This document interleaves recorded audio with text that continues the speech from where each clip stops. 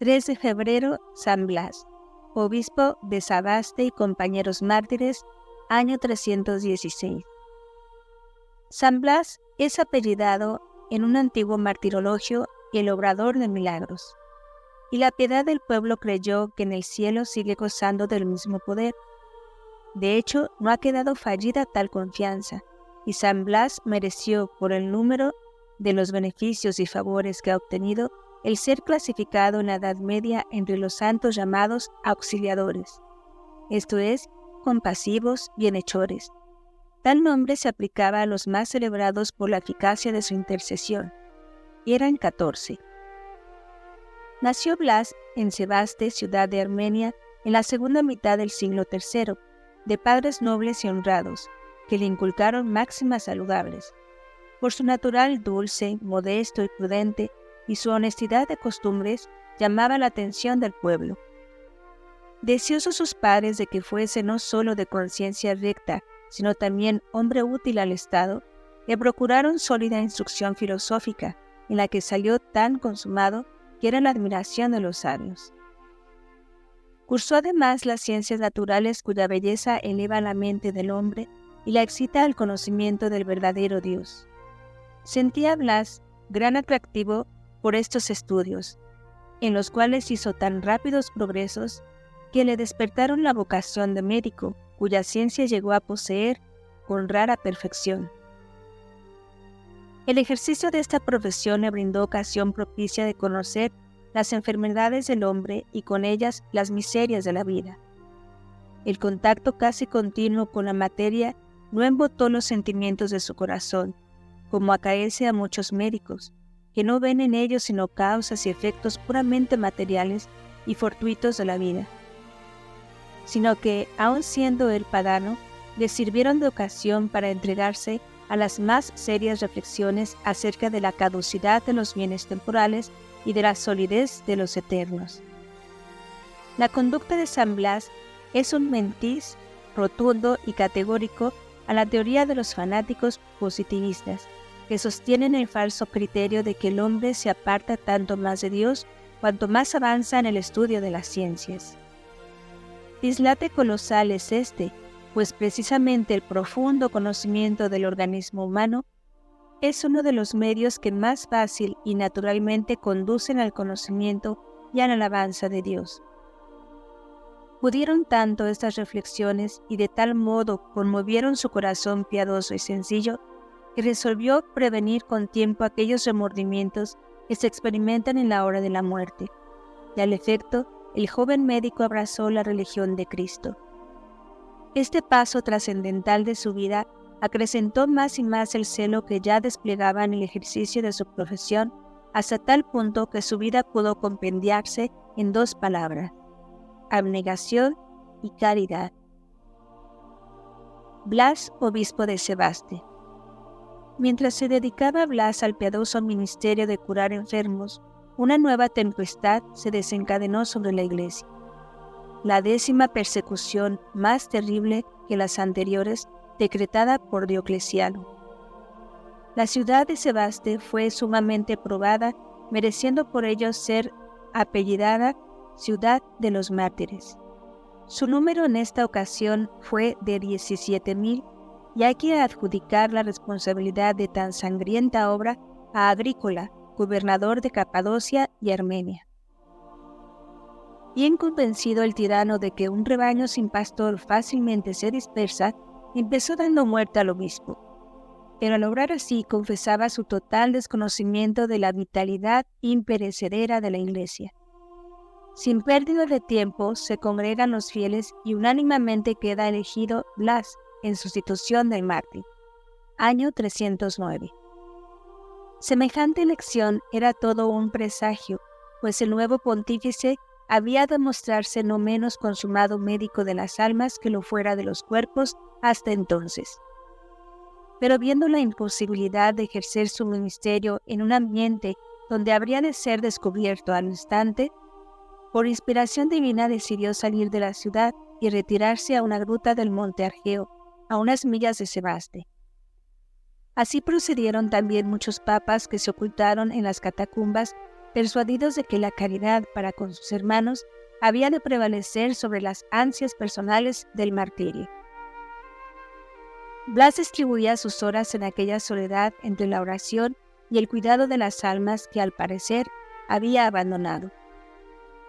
No tardaron bestias fieras en descubrir el camino de su retiro. Amansadas repentinamente ante su vista, convirtiéronse en compañeras suyas. Si alguna padecía enfermedad o achaque, Blas las curaba por la virtud de la señal de la cruz, y sin su bendición de allí no se partían.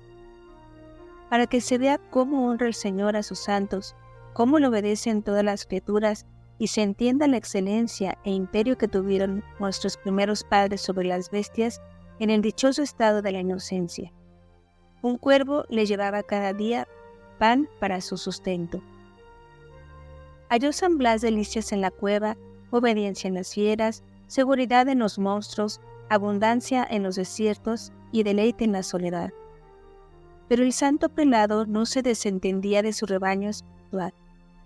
Varias veces dejó su retiro para ir a consolar y sostener el ánimo de los fieles, llegando hasta las cárceles donde los confesores gemían en espera del martirio. El edicto de Milán, por el que el emperador Constantino en 313 devolvió la libertad a los cristianos, permitió a Blas entrar en su sede episcopal. Pero eso no era más que una tregua. No habían transcurrido 2 años cuando el envidioso Lacinio, al ver que Constantino se apoyaba en el clero, comenzó a combatir a la Iglesia para mejor destronar a su rival. En tal coyuntura, Blas emprendió por segunda vez el camino del monte Argín. San Blas es arrestado. El propósito de Agrícola era acabar con los cristianos que tenían presos y hacerlos despedazar por las fieras. Para esto, envió a sus esbirros al ojeo por los bosques para cazar cuantos pudieran. En sus correrías por el monte Argeo, fueron a dar a la cueva donde el prelado se guarecía. Allí sorprendieron al santo varón sentado y arrobado en santa contemplación. No se atrevieron a echar mano del hombre de Dios y se volvieron a la ciudad a dar razón al gobernador de lo que habían visto con sus propios ojos. Sin pérdida de tiempo, él envió soldados que subieron al monte y hallaron a Blas en idéntica forma que los cazadores. Llamáronle por su nombre y le dijeron: «Ven con nosotros, que el gobernador Agrícola te llama». «Bienvenidos seáis, hijos míos», respondió el prelado. «Hace mucho tiempo que deseaba con ansias vuestra llegada. Partamos en nombre del Señor». Y dicho esto, púsose en marcha con los soldados. Durante el camino, exhortaba a los Blas a que se convirtieran a Jesucristo, confirmando su palabra con numerosos milagros, pues por doquiera que pasaba, le presentaban los niños para que los bendijera, y las plazas se hallaban ocupadas por un sinnúmero de enfermos que con tono lastimero imploraban su valimiento. Conmovido el prelado, les imponía las manos, bendecía a los niños y sanaba a los enfermos, lo que determinó la conversión de multitud de paganos. Uno de los milagros llevados a cabo por Blas en esta memorable jornada del monte Argeo a la cárcel de Sebaste había de atravesar las edades con clamorosa resonancia, y fue este. Una mujer de las cercanías tenía un hijo único que, al comer pescado, se tragó una espina con tan mala suerte que vino a quedar atravesada en la garganta. El niño iba a morir y la madre, loca de dolor, no sabía ya qué hacer. En esa coyuntura acertó a pasar por allí Blas, y enterada la madre de los milagros que obraba el santo, tomó al niño en sus brazos. Corrió en busca del prelado y, llena el alma de fe, colocó a sus pies a la infeliz criatura, rogándole con lágrimas que curase a su niño. Enternecido Blas hasta las entrañas, impone las manos al enfermo, hace la señal de la cruz en la garganta y suplica a nuestro Señor dé salud al pobre niño. Y las actas añaden que también a los que sufran males de ese género y se recomienden a él. El niño quedó curado instantáneamente. Interrogatorio y martirio. Blas hizo su entrada en Sebaste escoltado por los soldados, y Agrícola le envió al calabozo hasta el siguiente día, en que le mandó comparecer ante su tribunal. Al principio trató de ganar su voluntad con aduladoras palabras. «Bienvenido seas, Blas, carísimo amigo mío, y de los dioses inmortales», le dijo. El santo prelado respondió: «Dios te guarde, oh gobernador, y para que te guarde, yo te ruego que no llames dioses a los demonios que han de atormentar un día a todos los que los adoran. Ya ves que no puedo ser tu amigo, pues no quiero arder con ellos para siempre».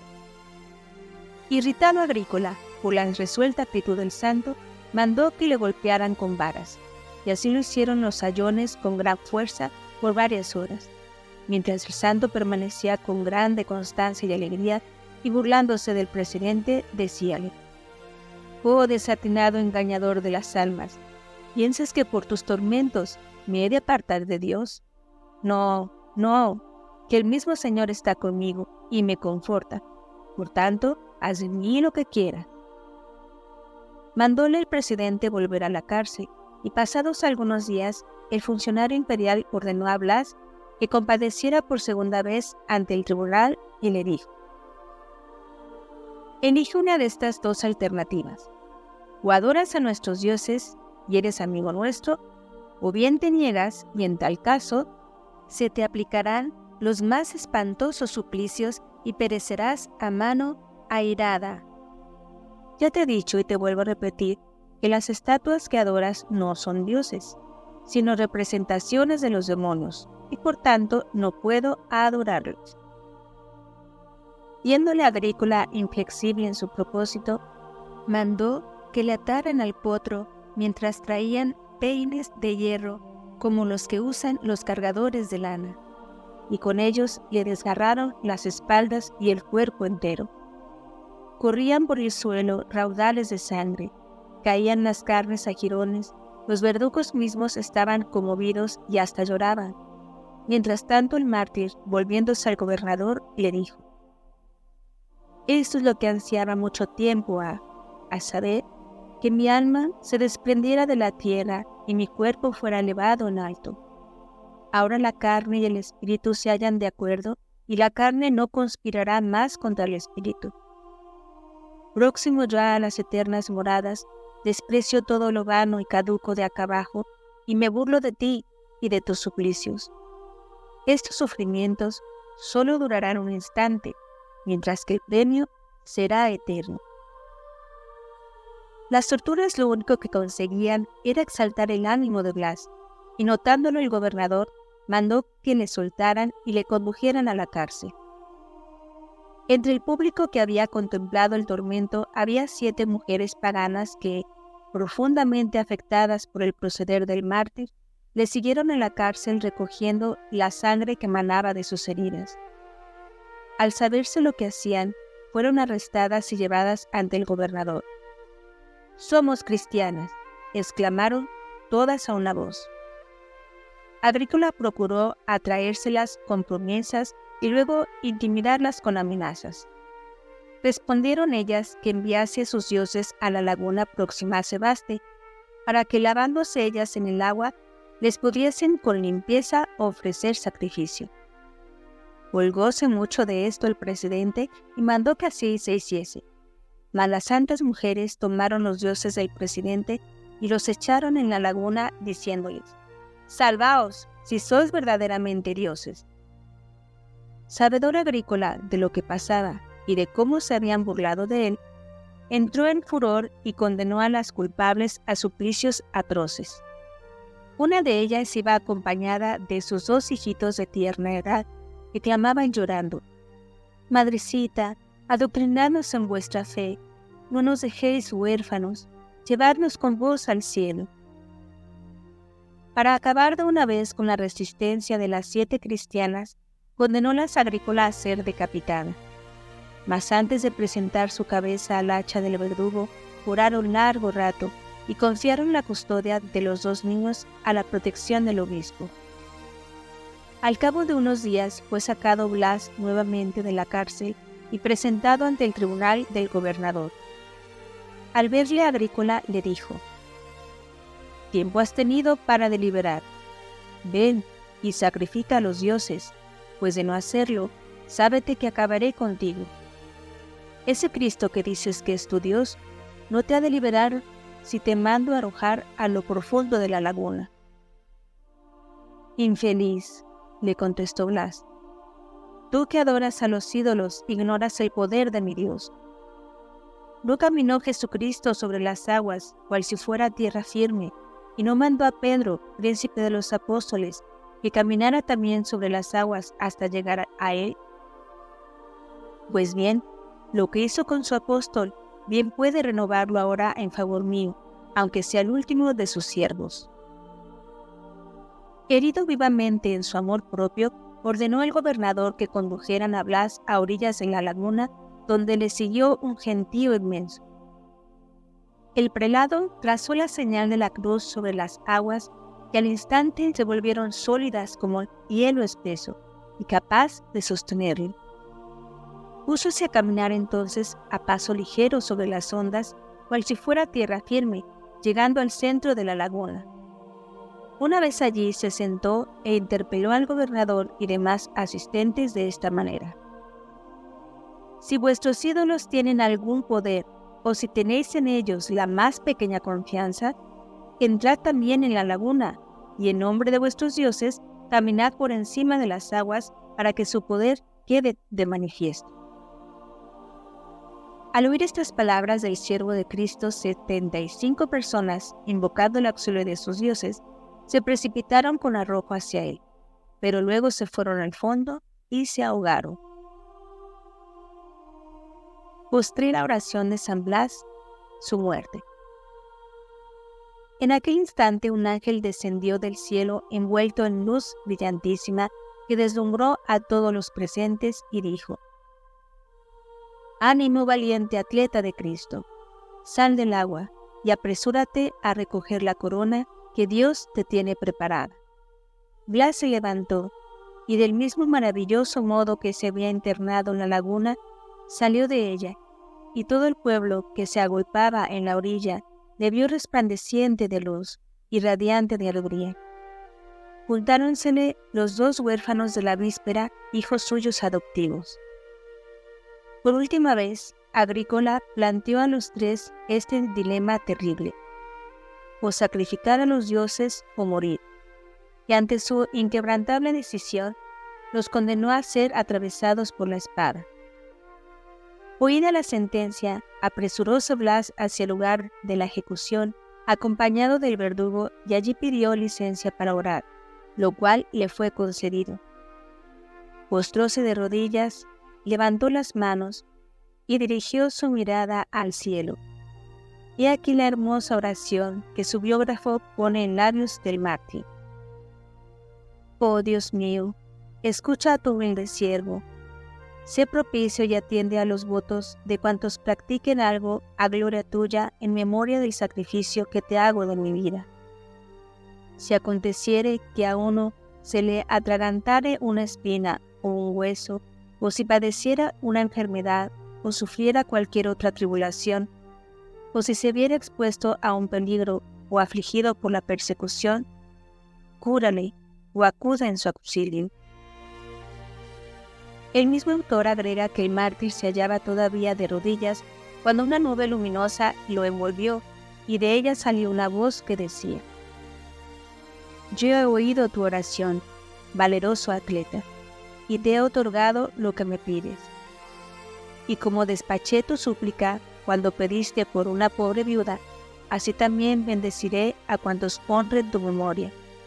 Llenaré sus trojes de bienestar en atención a tu valeroso martirio y a la confianza que en mí has puesto». Inmediatamente fueron decapitados el obispo de Sebaste y los 2 huerfanitos. Este fue el fin glorioso del santo pontífice. Era el 3 de febrero de 316 y en este día celebra la Iglesia su fiesta. Los cristianos tomaron su cuerpo y le enterraron con gran devoción. En el martirio de este santo tenemos admirables ejemplos de fe, fortaleza y constancia. Los prelados de la Iglesia, especialmente, tienen un acabado modelo a quien imitar, y las mujeres, a las santas mujeres que por su devoción y por recoger su bendita sangre murieron varonilmente por Cristo. Y hasta los niños pueden tomar por dechado a los niños que fueron descabezados con el santo, queriendo antes seguir a su piadosa madre en la muerte que quedar en esta miserable vida. El culto de San Blas. Después de la muerte del santo prelado, multitud de personas acometidas de mal de garganta han curado por su intercesión. Era este un hecho tan público y reconocido de todos que Aecio, médico cristiano de la corte imperial de Constantinopla, que vivía a fines del siglo V, a la serie de remedios que da para esta clase de dolencias, indica con especialidad la invocación a San Blas.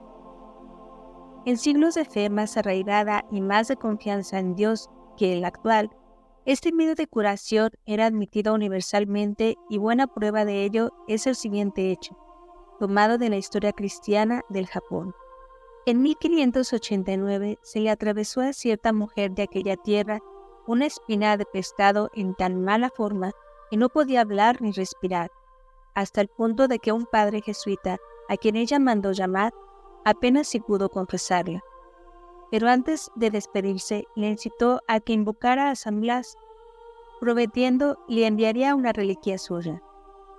Apenas la tuvo en sus manos, besóla 3 veces con señaladas muestras de respeto, la aplicó a la garganta y en el acto pudo respirar, hablar con toda libertad y aún comer.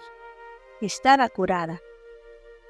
En 1632, extendióse por todo el reino de Nápoles una epidemia de anginas, que se cebó particularmente en la capital. Empezaba por acometer a los niños de más tierna edad y luego a los adultos, desconcertando a los médicos más afamados y produciendo gran mortandad. En semejante calamidad acudieron a la intercesión del glorioso San Blas, cediendo el mal y acabando por desaparecer totalmente. Entonces fue cuando el arzobispo de Nápoles, Francisco Boncompagni, mandó en prueba de gratitud edificar una magnífica iglesia cuya primera piedra bendijo el 19 de abril de 1632. San Blas goza en Roma de gran veneración. En la iglesia dedicada al santo en la Vía Julia, con el nombre de San Blas de la Pagnota, se celebra el 3 de febrero misa solemne en rito armenio y ungen la garganta de los fieles con aceite bendecido en ese día. Los volandistas nos han conservado, según puede verse en un antiguo devocionario napolitano, fórmulas especiales para bendecir el pan, el vino, la fruta, las simientes, etc., y obtener la protección del santo mártir. Es más, la Iglesia romana ha incluido en su ritual una fórmula de bendición que no solo justifica la devoción, sino que alienta sobremanera a los fieles a que acudan al santo obispo de Sebaste para curar o verse preservados de los males de garganta. Nos referimos a la bendición de las velas en la fiesta de San Blas. La oración es bastante larga. Acabada la misa que sigue a la bendición, el oficiante toma 2 velas bendecidas y las acerca encendidas y cruzadas al cuello de los fieles mientras dice en latín: por intercesión de San Blas, obispo mártir, líbrete el Señor del mal de garganta y de cualquier otro mal. En el nombre del Padre, y del Hijo, y del Espíritu Santo. Amén. La imposición de las velas de San Blas es práctica muy corriente entre los católicos de Oriente. En 1932 se refirió el caso de una monja de Kum Kapuk, cerca de Constantinopla, que se tragó un hueso de forma triangular y de 3 centímetros de longitud, evitándose la intervención quirúrgica que era inminente por haber implorado la protección del santo. San Blas ha sido elegido también patrono de los cantores de iglesia.